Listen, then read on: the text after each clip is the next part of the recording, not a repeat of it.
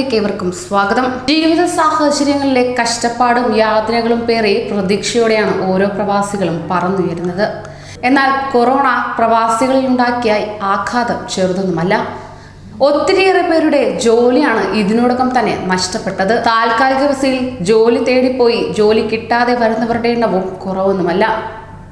അത്തരം സാഹചര്യത്തിൽ നാട്ടിലേക്ക് തിരിച്ചെത്തിയ പ്രവാസികൾക്കായി സംസ്ഥാന സർക്കാർ പ്രഖ്യാപിച്ച 5000 രൂപ വിതരണം ചെയ്യുന്നത് നീളാൻ സാധ്യതയെന്നാണ് റിപ്പോർട്ട്.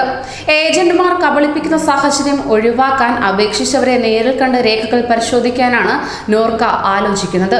വില്ലേജ് ഓഫീസുകൾ വഴി അപേക്ഷകൾ പരിശോധിക്കാനാണ് ആലോചിക്കുന്നതെന്നും ഇക്കാര്യത്തിൽ അന്തിമ തീരുമാനമെടുത്തിട്ടില്ലെന്നും നോർക്ക അധികൃതർ വ്യക്തമാക്കുകയും ചെയ്തു. നോർക്കയുടെ വെബ്സൈറ്റിലാണ് ധനസഹായത്തിനായി അപേക്ഷ ക്ഷണിച്ചത്. 2020 ജനുവരി 1 അതിനുശേഷമോ വിദേശ രാജ്യങ്ങളിൽ നിന്നും മടങ്ങിയെത്തുകയും ലോക്ക്ഡൌൺ കാരണം തൊഴിലിടങ്ങളിലേക്ക് മടങ്ങിപ്പോകാൻ സാധിക്കാത്തവർക്കും ഈ കാലയളവിൽ വിസ കാലാവധി കഴിഞ്ഞവർക്കുമാണ് 5000 രൂപ ധനസഹായം ലഭിക്കുക. അപേക്ഷയോടൊപ്പം നാട്ടിൽ എത്തിയ തീയതി തെളിയിക്കുന്ന പാസ്പോർട്ട് പേജ് അപ്ലോഡ് ചെയ്യണമെന്നും നിർദ്ദേശം ഉണ്ടായിരുന്നു.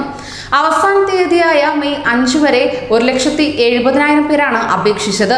ചില സ്ഥലങ്ങളിൽ ഏജന്റുമാർ പ്രവാസികളുടെ പാസ്പോർട്ട് വിവരങ്ങൾ കൂട്ടത്തോടെ ശേഖരിച്ച് രജിസ്റ്റർ ചെയ്യുന്നത് നോർക്കയുടെ ശ്രദ്ധയിൽപ്പെട്ടതിനെ തുടർന്നാണ് അപേക്ഷകന്റെ വിവരങ്ങൾ നേരിട്ട് പരിശോധിക്കാമെന്ന തീരുമാനത്തിലേക്ക് എത്തിയത്.